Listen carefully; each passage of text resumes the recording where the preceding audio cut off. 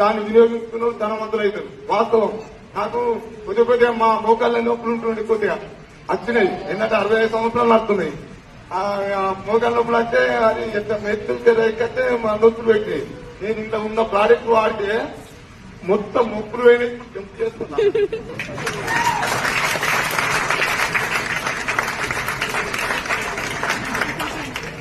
నొప్పులు చాలా సంత బ్రాండెడ్ ఉందా ఏ వస్తువు అయినా కానీ ఇవ్వడం పేకు అది ఇది అన్నడం వానంతా పేక్ గాడు ఇవ్వడం లేడు అనుకోవాలి.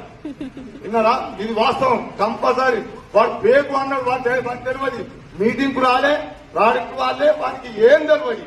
కానీ వాడు పేకు అని అంటే తన్నులు పోయి నిజమే కావద్దు. సారి చెప్పినట్టు అది వినద్దు. మనం ఒక మాట వినద్దు. మనం ఎట్టి పరిస్థితులను బెస్ట్ పట్టుకుంటే 1 year 1 lakh కంపల్సరీ కొడతాం అన్న టీం ద్వారా మనం టీంను పెంచుకోవాలి.